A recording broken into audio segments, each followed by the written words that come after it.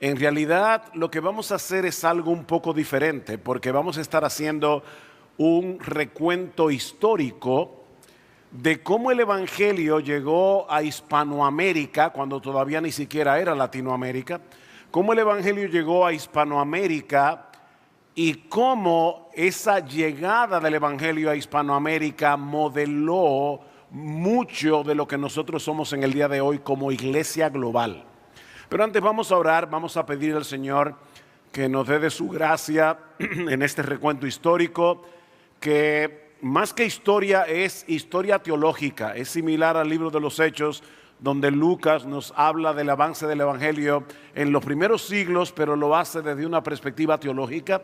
Bueno, eso es básicamente algo así lo que vamos a hacer en la noche de hoy. Pero primero vamos a orar, vamos a pedir al Señor que sea con nosotros en esta hora. Padre, nosotros queremos darte muchas gracias porque tú nos has dado de tu gracia en el día de hoy, el poder estar aquí, poder escuchar tu palabra, ser retados a la necesidad que hay, no solamente en América Latina, sino en todo el mundo y mayormente en el sur global, donde se calcula la necesidad de más de 300,000 pastores nuevos cada año que nosotros necesitaríamos. Señor, pon en nuestros corazones un peso por tu iglesia para hacer la obra a la que tú nos has llamado. Ven, oh Dios, te lo rogamos, porque te lo pedimos en Cristo nuestro Salvador. Amén y amén. Yo conocí al Señor en el año 1977. Mi mejor amigo se convirtió al Señor, me invitó a una iglesia. En ese momento yo era agnóstico, o creía yo que era agnóstico.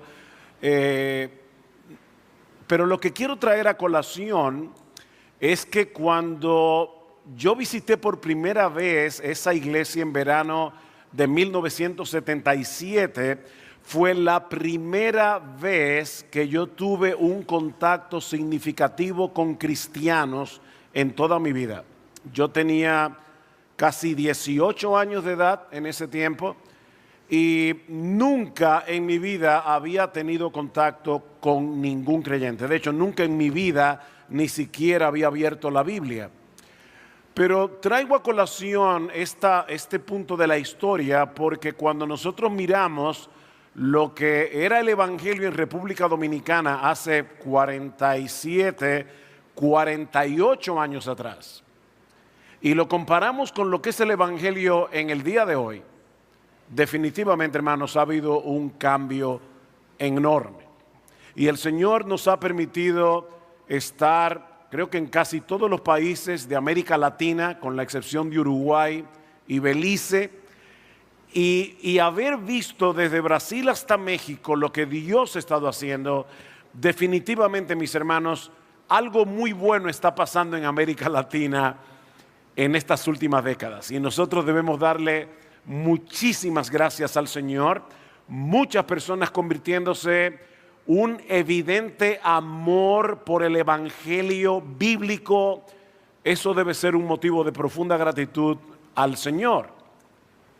Ahora, al mismo tiempo debemos estar conscientes, y creo que nuestro hermano Richard Pratt hizo un buen trabajo en la hora anterior para ayudarnos a ver esto a través de la carta de Pablo a Tito, pero debemos estar conscientes de que si queremos que ese fruto prevalezca en el tiempo, nosotros necesitamos iglesias locales sanas y líderes bien formados. Necesitamos iglesias locales sanas y líderes bien formados. En esta primera ponencia yo quisiera trazar, ya les decía al principio, la trayectoria histórica, teológica y espiritual de la iglesia evangélica, obviamente en América Latina, y mostrar cómo ese camino que nosotros hemos recorrido básicamente desde mediados del siglo XIX hasta el día de hoy ha moldeado nuestro liderazgo evangélico en muchas iglesias y en un sentido general. Mañana vamos a ver algunas estrategias para la formación de líderes sanos, pero hoy lo que quiero hacer básicamente es un recuento histórico y sacar algunas lecciones prácticas de esa historia. Cuando el cristianismo, y lo digo muy entre comillas, llegó a Hispanoamérica, vino atado al proyecto colonial. Un siglo después de la llegada de Colón, en el año 1492, la corona española había impuesto su dominio en buena parte de la región bajo el pretexto de evangelizar estas tierras.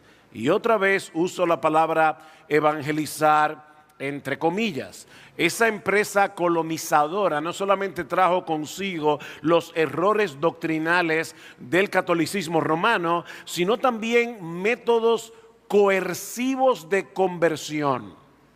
Siempre se ha dicho, ¿verdad?, que los católicos romanos llegaron aquí teniendo en una mano la cruz y en la otra el arcabuz. Era o te conviertes o te mato.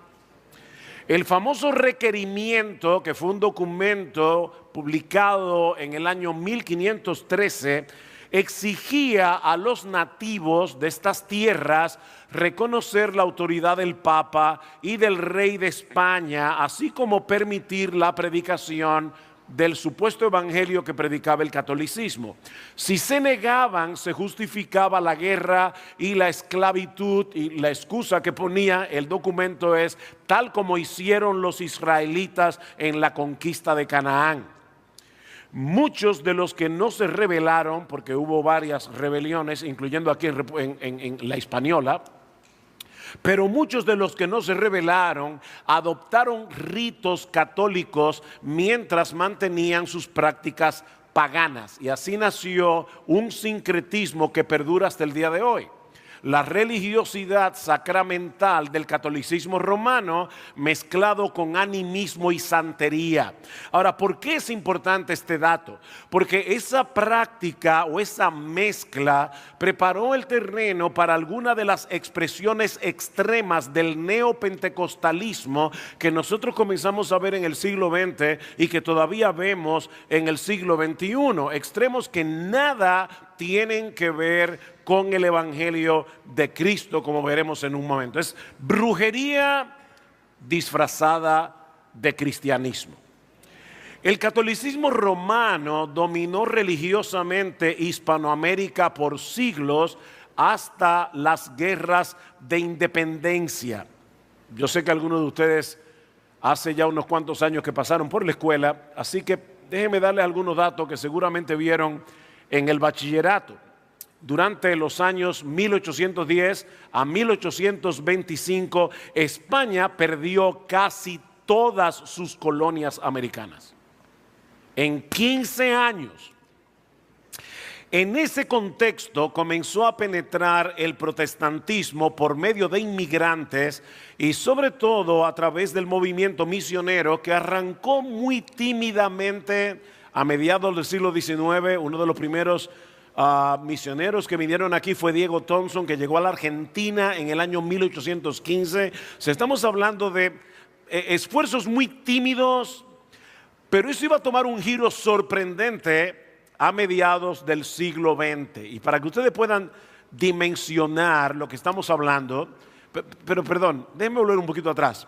Hermanos, yo quiero que nosotros veamos la historia como lo que es. La historia es los decretos de Dios en el tiempo. Dios es el soberano de la historia. Y yo estaba pensando cuando veía lo de las guerras independentistas y cómo Dios usó esas guerras para que el evangelio pudiera penetrar. El catolicismo romano nos tenía secuestrados. Y yo pensaba, wow, Dios usó a Simón Bolívar, Dios usó a José de San Martín, Dios usó a Miranda, Dios usó a Sucre. Ellos no lo sabían. Pero en la providencia del Señor, Dios estaba abriendo camino para que el evangelio pudiera llegar a estas tierras. Increíble. En el año 1900 había 50,000 protestantes en toda América Latina. 50,000.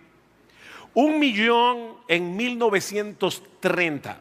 5 millones en 1950, 10 millones en 1960, 20 millones en 1970. Para el año 2000 el número de los evangélicos rondaba los 100 millones y para el año 2020 el número ascendía a unos 540 millones.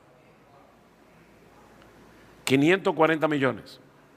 Obviamente, hermanos, tenemos que entender que la etiqueta de evangélico, y ni hablar de la etiqueta protestante, pero sobre todo la etiqueta evangélico, es muy amplia para las personas que hacen encuestas. Todo el que no es católico es evangélico. Ahí están los testigos de Jehová, ahí están los mormones, ahí están los adventistas del séptimo día, pero aún tomando eso en cuenta, 500 millones es mucha gente. El número es alto.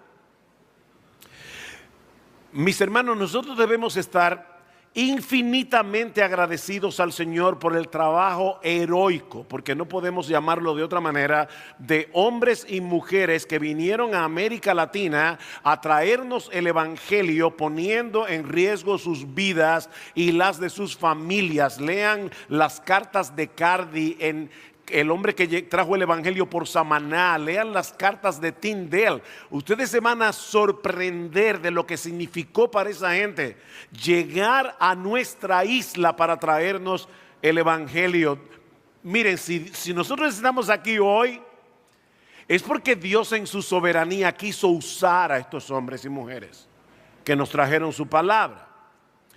Ahora bien, la llegada del evangelio a nuestra región no sucedió en un vacío.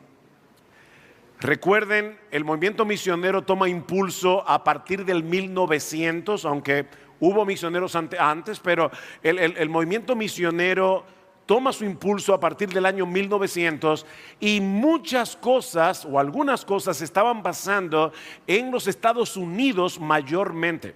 De manera que nosotros no podemos de ninguna manera desligarnos de lo que estaba sucediendo en Norteamérica cuando el evangelio comenzó a llegar a nuestra región.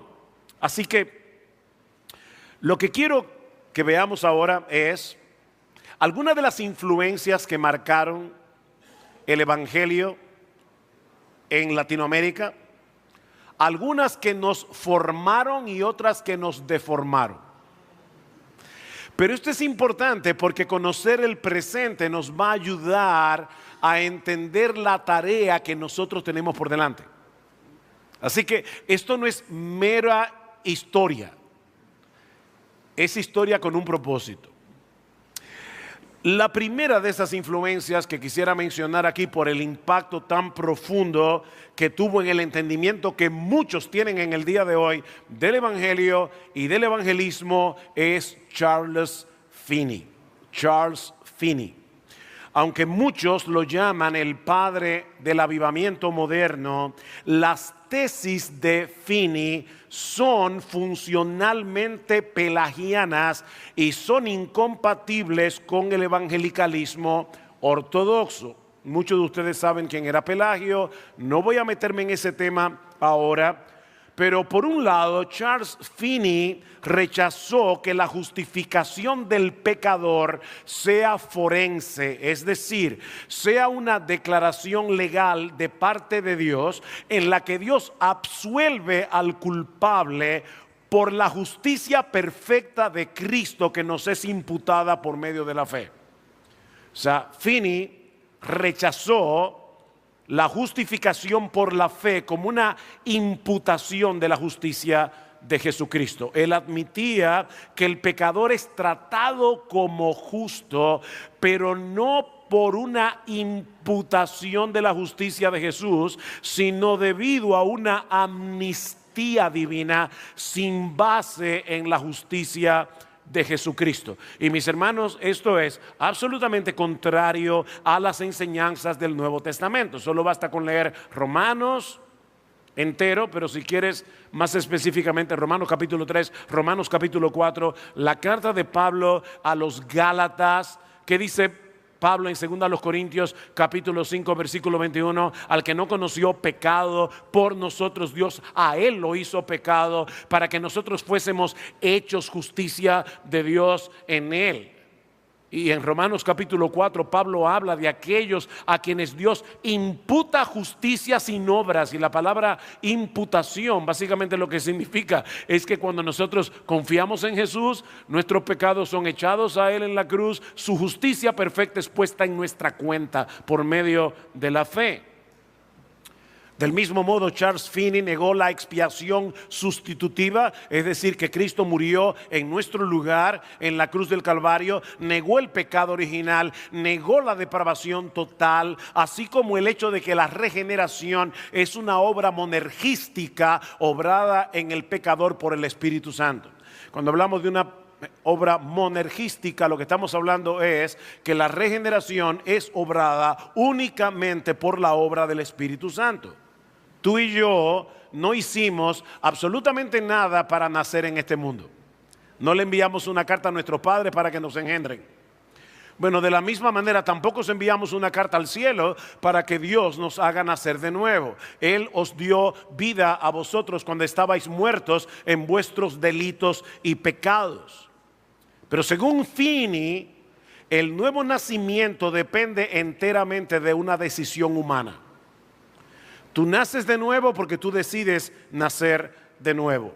Y obviamente aquí es donde la teología de Finney impactó su método evangelístico. Si la salvación descansa en la elección del hombre, el énfasis se desplaza de la obra soberana de Dios al acto voluntario del oyente.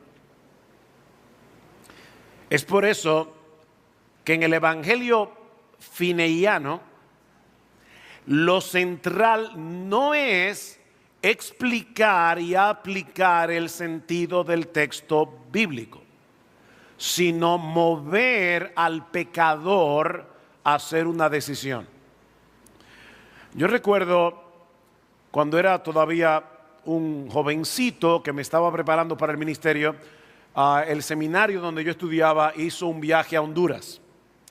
Y recuerdo perfectamente estar sentado en una iglesia donde el predicador expuso por 25 minutos más o menos el pasaje de las Escrituras. No recuerdo bien ni siquiera lo que expuso, pero luego se pasó 30 minutos haciendo un llamado a los pecadores para que se levantaran, vinieran al frente, levantaran su mano.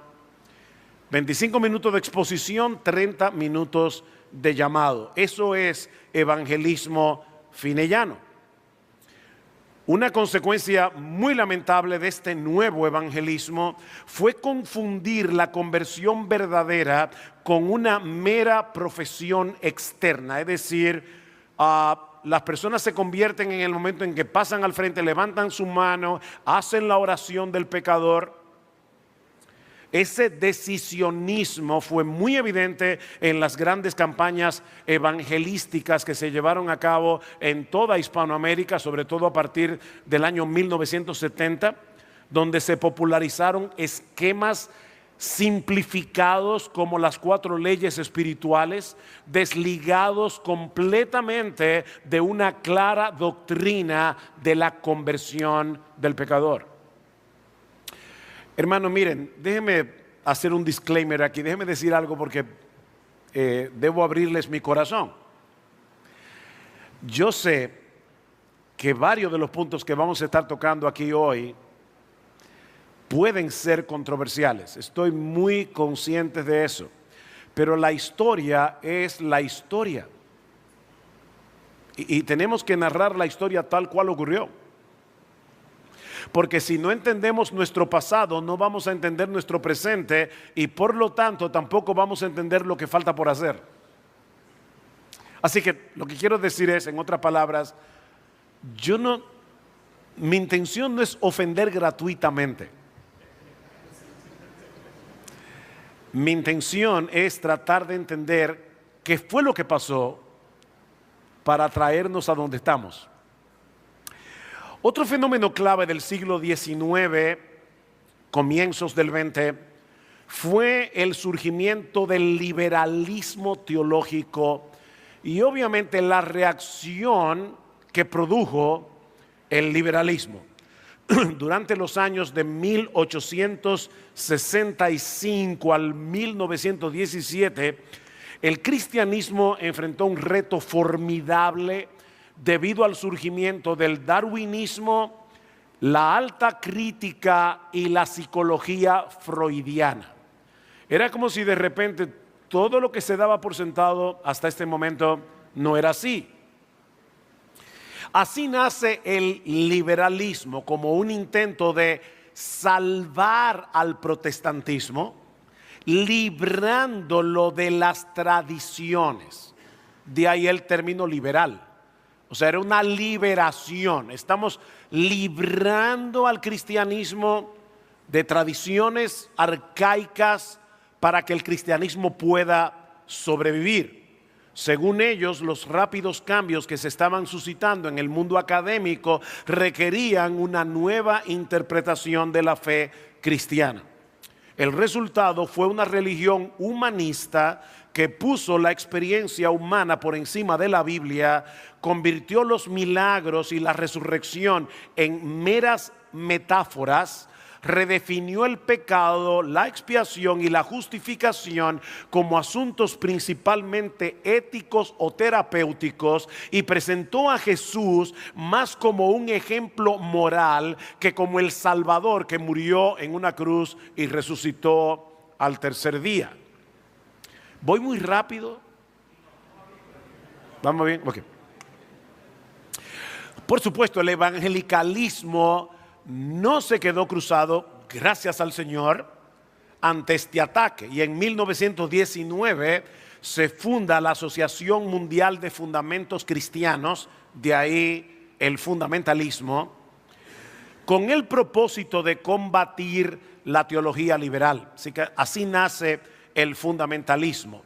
Y debo decir, mis hermanos, que en un tiempo de mucha turbulencia, estos creyentes como Gresham Machen levantaron un bastión de defensa de las doctrinas cardinales del cristianismo. Fundaron institutos bíblicos, seminarios, editoriales, revistas, pero lamentablemente en algunos círculos, y estoy siendo cuidadoso aquí, en algunos círculos fundamentalistas se produjo una subcultura evangélica que tendía a mirar con desconfianza la academia, sobre todo la academia secular, al tener que adoptar una postura defensiva contra la secularización promovida por el liberalismo. Algunos fundamentalistas se retiraron de la arena pública, sobre todo de las universidades. Y de hecho, yo recuerdo hermanos de mucho tiempo atrás que me contaban cómo en su época no era muy bien visto que los jóvenes evangélicos fueran a estudiar a una universidad, a hacer una carrera, sobre todo una carrera de artes o de humanismo. No me refiero a humanista en el sentido filosófico, sino estudiar filosofía, estudiar historia. O sea, para algunos decían, bueno, yo prefiero que mi hijo sea bruto pero piadoso. Y la pregunta es, ¿acaso tenemos que hacer esa falsa dicotomía? No tenemos que hacer esa falsa dicotomía, porque nosotros estamos llamados a amar a Dios, no solamente con todo nuestro corazón, no solamente con todas nuestras fuerzas, sino también con toda nuestra mente. De igual manera, estos círculos fundamentalistas generaron códigos de conducta que debían seguirse estrictamente. Y algunos aspectos de esta subcultura evangélica fueron exportados a América Latina, donde el legalismo y la desconfianza de lo académico llegaron a formar parte del ADN de muchas iglesias evangélicas en sus inicios. De hecho, yo recuerdo perfectamente cuando en verano de 1977 fui entrevistado para bautizarme. Y la pregunta era la siguiente: ¿tú vas al cine? O sea, a mí nadie me preguntó qué yo pensaba del evangelio. A mí nadie me preguntó por qué yo creía que yo era salvo. La pregunta es, aunque ustedes no lo crean, hermanos, yo llegué a Cristo con una melena. Yo sé que es difícil de creer. Sí, es difícil de creer. Pero durante toda mi adolescencia, mis orejas nunca vieron la luz del sol.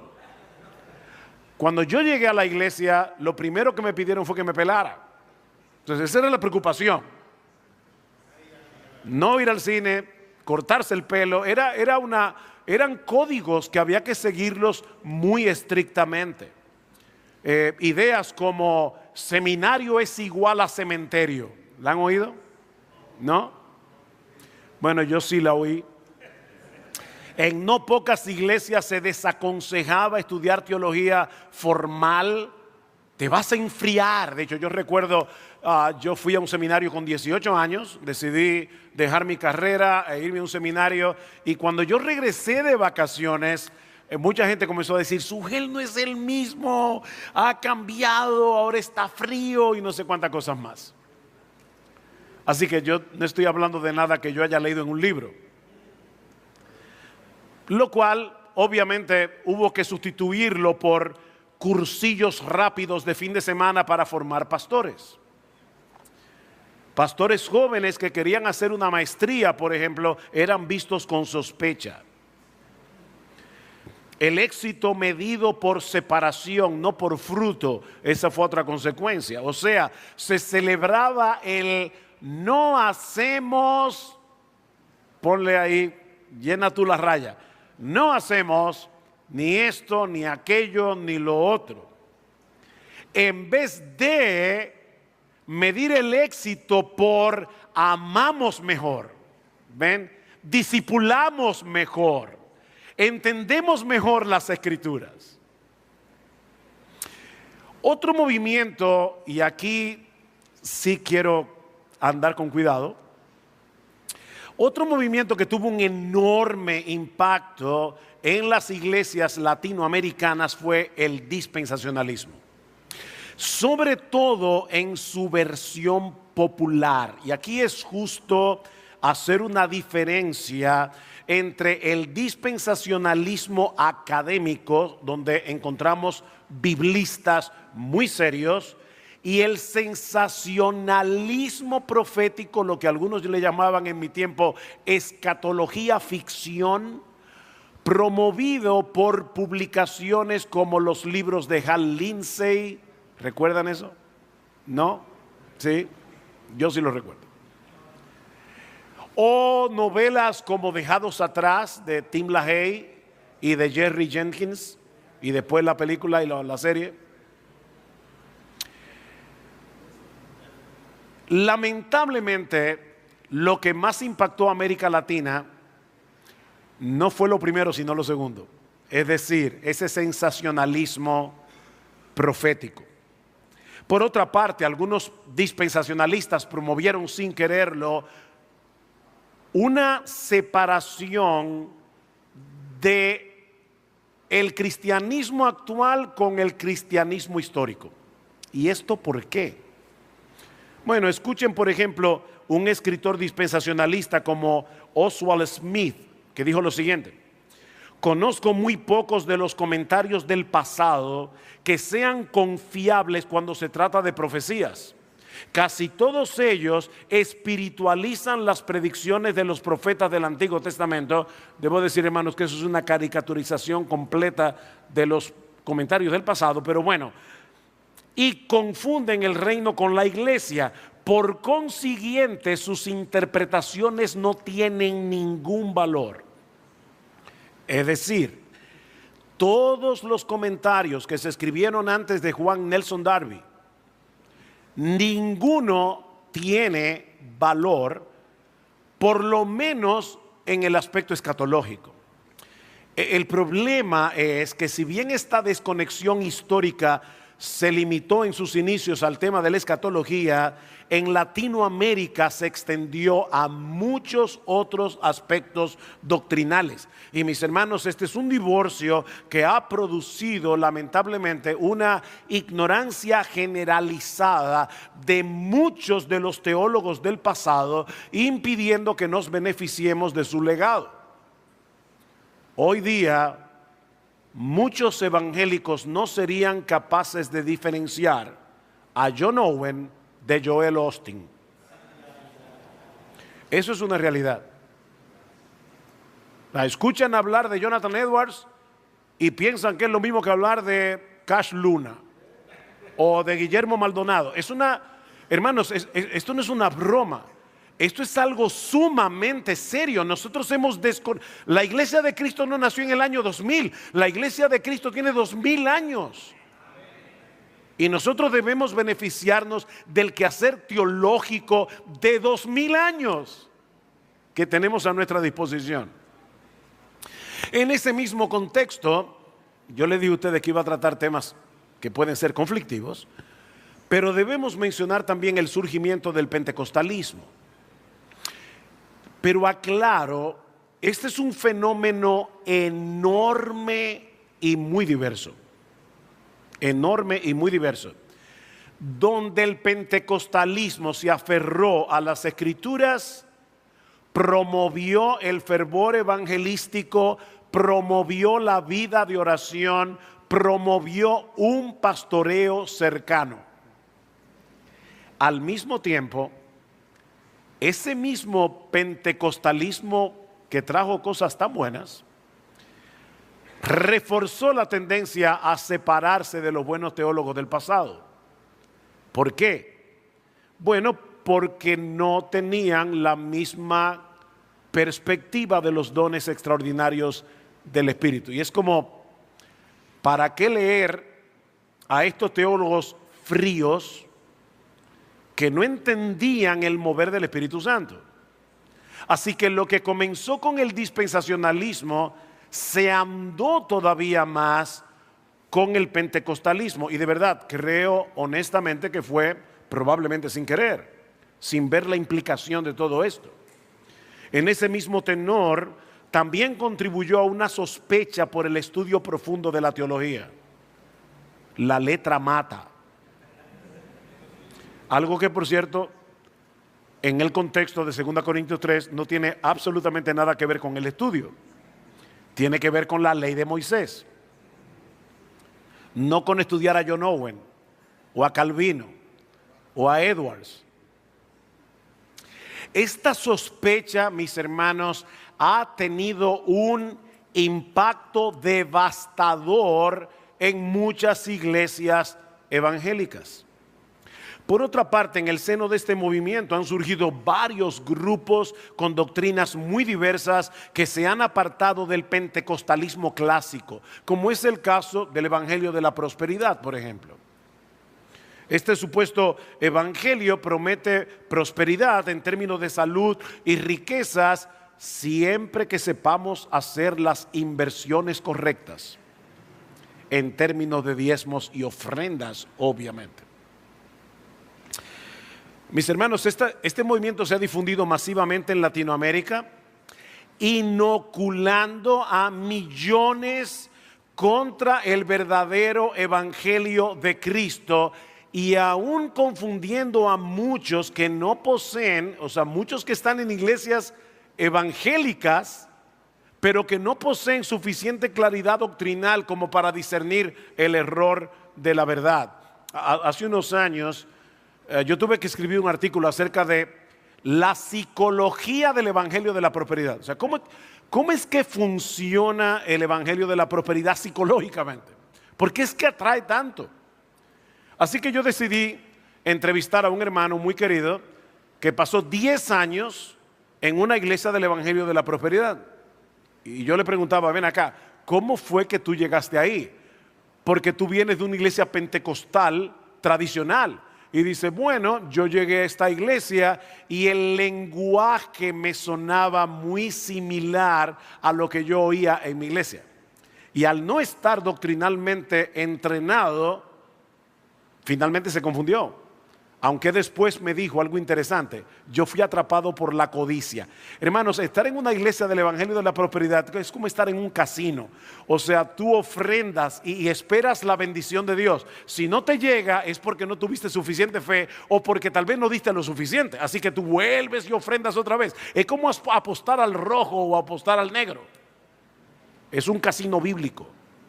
Este falso evangelio mis hermanos, posee más puntos en común con el hinduismo, las filosofías orientales, lo oculto y una perspectiva pagana de la vida que con el cristianismo. Y eso es, como decía Richard Pratt en la hora anterior, lo que muchos preciosos hermanos salvados por la gracia están escuchando en el día de hoy. Un quinto movimiento que mencionaré muy brevemente es la teología de la liberación. La teología de la liberación. Esta teología nace en América Latina a finales de los 60 como una denuncia profética ante la injusticia y la opresión, pero tomando prestadas herramientas marxistas y leyendo la Biblia como un manual de emancipación sociopolítica. O sea, en vez de ver una historia de redención que fue planeada y decretada en la eternidad por el Padre en conversación con el Hijo y el Espíritu, obviamente estoy hablando como humano, Dios tenía el plan de la salvación desde toda la eternidad porque Dios no aprende nada. Dios lo sabe todo, Él es omnisciente y lo sabe desde toda la eternidad. Yo no entiendo eso, ni tú tampoco. No. Si alguien me dice a mí que entiende la omnisciencia, probablemente te voy a decir, yo creo que tú no estás entendiendo lo que es la omnisciencia. Yo puedo entender la declaración teológica de la omnisciencia, pero yo no entiendo cómo un ser puede existir desde siempre y saber todo lo que sabe desde siempre. No lo entiendo. ¿Tú lo entiendes? Yo no. Ok, pero de más está decir que los creyentes debemos acordarnos de los pobres, los creyentes debemos estar en contra de la injusticia, de la desigualdad y de la opresión. El peligro está en confundir el evangelio con un proyecto político y leer la Biblia como si fuera un manifiesto de emancipación social. Los teólogos de la liberación leen el Éxodo, leen a los profetas menores, todo lo ven a través de ese lente. La teología de la liberación convierte a la iglesia en una especie de ONG, básicamente, y termina eclipsando el verdadero significado de la obra redentora de Cristo. Ahora, yo debo decir que en República Dominicana la teología de la liberación no tuvo prácticamente ningún efecto, ningún impacto. Sin embargo, es penoso, pero yo escucho a cristianos en el día de hoy usando exactamente el mismo lenguaje que promovían los teólogos de la liberación. Y si no nos cuidamos, nos van a meter gato por liebre. Y por eso lo menciono aquí. Ok, mis hermanos, a la luz de estas influencias, ¿cuáles son algunos de los rasgos del liderazgo evangélico latinoamericano? Bueno, déjenme comenzar por lo positivo. Por un lado, tenemos pastores y líderes con un gran celo por evangelizar, con un gran celo por plantar iglesias, perseverantes en contextos muy adversos, cercanos al rebaño de Dios, con hábitos de oración y sacrificio admirables, digno de imitar. Mis hermanos, la iglesia latinoamericana está llena de pastores que sirven con muy pocos recursos, con salarios inestables y que sin embargo aman al rebaño de Dios. ¿Y saben qué, mis hermanos? Eso es un regalo. Eso es un regalo. También debemos reconocer que gracias al esfuerzo de instituciones como estas, Seminario Teológico de Santiago, y de iglesias que han tomado en serio el discipulado, tenemos un cada vez más creciente número de pastores y de líderes en las iglesias bien formados teológicamente. Y debemos dar muchísimas gracias al Señor por eso. Ahora, junto a estas fortalezas evidentes, también encontramos algunas debilidades preocupantes. En primer lugar, una predicación muy deficiente. Estoy generalizando, hermanos. Obviamente hay buenos expositores y gloria al Señor por ellos en América Latina. Estoy hablando de un aspecto general, una predicación deficiente. En muchos púlpitos abunda la predicación temática, moralizante e incluso mística, mientras que escasea la exposición de libros completos en su propio contexto. Mis hermanos, donde no hay exégesis, la iglesia vive de frases pegajosas, de frases impactantes, pero con poco contenido bíblico. Y por lo tanto no alimentan a nadie. Hace que la gente diga amén, pero no están alimentando al rebaño. No te compliques con doctrina, solo busca su presencia. Y la gente dice amén. ¿Y cómo yo puedo buscar la presencia de un Dios que yo no conozco? Amén. No necesitas iglesia, tú eres la iglesia. De verdad. O sea, yo soy la iglesia. Dios es un caballero. Él no entra si tú no le abres. Y la gente dice amén.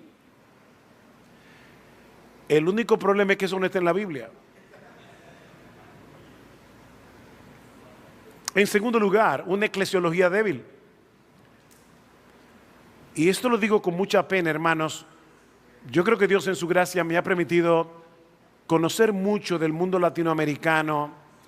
Y lo que estoy diciendo es con base. Muchas iglesias evangélicas en América Latina ni siquiera tienen membresía. Tú le preguntas quiénes son los miembros de la iglesia o los que vienen todos los domingos.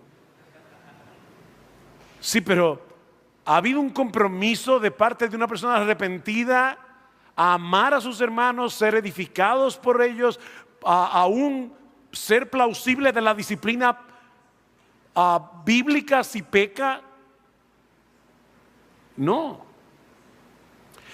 Y en iglesias donde hay membresía, tristemente no siempre la membresía es significativa. Es decir, yo puedo tener personas en una lista de miembros, pero eso no quiere decir que todos y cada uno de esos nombres en esa lista están de todo corazón involucrados en sus iglesias locales. Entonces es una membresía no significativa. La pluralidad de ancianos es rara vez practicada, y ni hablar de la disciplina bíblica. Tenemos una eclesiología débil. En tercer lugar, carencia de sanidad doctrinal. Hermanos, debido a la sospecha por el estudio profundo de la teología que ya mencionamos, vemos que se profesa amor por la Biblia, pero al mismo tiempo hay poca lectura de ella. Yo no amo este libro si yo no leo este libro. Hay poco conocimiento de la historia de la iglesia o de la historia de la redención. Hay poca reflexión doctrinal. Y a veces esto se excusa con lo importante es el corazón. Como si pudiéramos separar la mente del corazón. En cuarto lugar, una inclinación al pragmatismo y a buscar plataforma. Una inclinación al pragmatismo y a buscar plataforma. Se termina midiendo el ministerio o el éxito ministerial por lo que funciona. Por lo que funciona en términos de números, en términos de impacto. Y hoy que, ¿verdad?, somos adictos a las redes, en términos de likes. Más que por fidelidad a la palabra. Bajo la presión de dar resultados o de producir resultados, el líder aprende a producir antes que a pastorear. Eso es muy importante. Y a construir una marca, en inglés le llaman un branding, una marca antes que construir una iglesia. De ahí nacen las celebridades. De ahí nacen los atajos ministeriales y un triunfalismo que maquilla los pecados, sobre todo de sus líderes, en lugar de confesarlos y tratarlos bíblicamente. Y después nos preguntamos, ¿por qué hay hombres que de repente terminan estrellándose contra una pared? En quinto lugar, una tendencia al caudillismo eclesiástico. Una tendencia al caudillismo eclesiástico. Miren, mis hermanos, nuestra historia política increíblemente ha dejado su huella en la iglesia evangélica. Y en muchos lugares esperamos hombres fuertes más que tener un equipo de ancianos. O sea, yo quiero esa figura fuerte en vez de tener un equipo de pastores donde todos son pastores. En vez de formar sucesores, hay pastores que se aferran a la silla, igual que lo harían en cualquier partido político. Mis hermanos, esto asfixia a la iglesia y corta la transmisión de liderazgo a la siguiente generación, que es de lo que estamos hablando en este simposio. 4 necesidades impostergables. A la luz de este diagnóstico, permítanme señalar 4 necesidades impostergables, algunas de las cuales vamos a desarrollar a partir de mañana, con más calma. En primer lugar, una necesidad impostergable: volver a la iglesia local como centro de formación de líderes. Volver a la iglesia local como centro de formación de líderes. Hermanos, esto es tan obvio en la Escritura. La gran comisión no es solo evangelizar, es hacer discípulos que se integren a iglesias locales. ¿Saben cuál es el problema? Nosotros hemos divorciado Mateo 28 de Mateo 16. ¿Qué dice Jesús en Mateo 16? Yo edificaré mi iglesia. Él está edificando su iglesia. Ok, ¿cómo Él va a edificar su iglesia? A través del cumplimiento de la gran comisión. Id a ser discípulos de todas las naciones, bautizándolos, que es la puerta de entrada a la membresía de la iglesia local, bautizándolos en el nombre del Padre y del Hijo y del Espíritu Santo, y enseñándoles a guardar todas las cosas que yo os he mandado. Esa es la gran comisión. Bueno, es en el contexto de la iglesia que obedece esa gran comisión donde se forman líderes. Es en ese contexto, no en los seminarios. Hermanos, los seminarios son una ayuda para la iglesia, pero son un problema cuando se convierten en un sustituto de la iglesia. Ningún seminario puede sustituir lo que pasa en una iglesia, en un cuerpo vivo de creyentes. Y hermanos, yo no estoy en contra de los seminarios. Por eso estoy aquí. Y enseño por lo menos en 2 seminarios. Segundo, necesitamos recuperar la predicación expositiva como norma. La predicación expositiva como norma. La iglesia vive de toda palabra que sale de la boca de Dios. Necesitamos pastores y predicadores que alimenten al rebaño con todo el consejo de Dios. ¿Saben qué, mis hermanos? Sin ese fundamento, cualquier reforma será mucha espuma y poco chocolate. Tercero, no lo voy a ampliar porque ya Pratt se dedicó a eso en la hora anterior.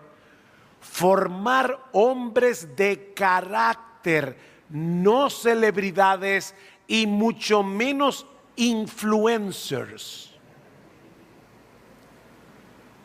1 Timoteo 3, Tito 1.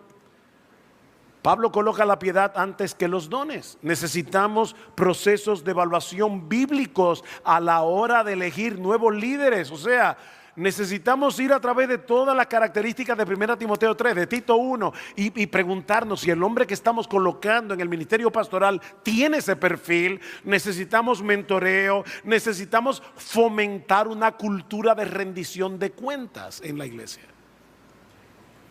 Y cuarto, vencer la fobia académica a través de un discipulado profundo.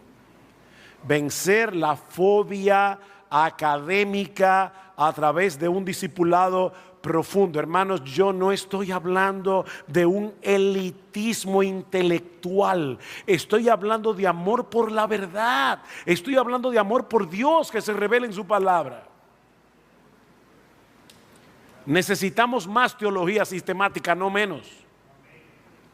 Necesitamos más teología bíblica, es decir, entender el desarrollo de la historia redentora desde el protoevangelio de Génesis 3:15 hasta Apocalipsis. Necesitamos eso. Necesitamos historia de la iglesia. Necesitamos bibliotecas esenciales en español. Y hermanos, gloria al Señor por lo que está pasando hoy. Yo creo que Pratt tiene razón, vivimos en la mejor época. Yo recuerdo cuando yo me convertí, encontrar un buen libro en español no era nada fácil. Hoy día se publica un libro en inglés y a veces al año siguiente ya sale en español. ¡Qué bendición! Pero, ¿de qué sirven los libros si no los leemos? Necesitamos más lecturas de buenos libros del pasado y del presente. Hermanos, el obrero aprobado es un estudioso humilde, no un improvisador.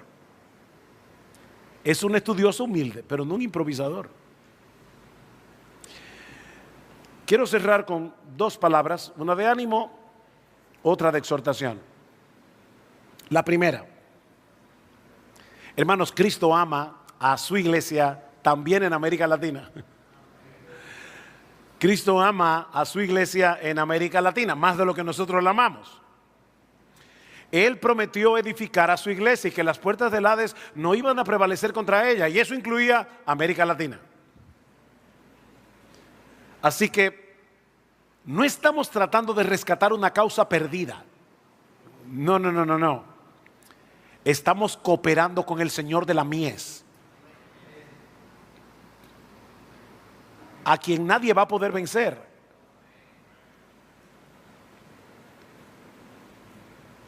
Palabra de exhortación. Mis hermanos, el camino de la verdadera reforma pasa por la formación de líderes. El camino de una verdadera reforma pasa por la formación de líderes. No habrá iglesias sanas sin pastores que prediquen la palabra con fidelidad, que vivan bajo la cruz y que sirvan al rebaño con humildad. Si sembramos la escritura con constancia, si modelamos una eclesiología bíblica, si priorizamos el carácter por encima del brillo, el Señor hará lo que siempre hace: preservar el evangelio para las generaciones venideras. El futuro liderazgo en América Latina no depende de una estrategia ingeniosa. Depende de años formando a unos pocos que formarán a otros. Jesús se pasó 3 años y medio con 12 hombres. Y uno de ellos era un traidor. Y cambió el mundo.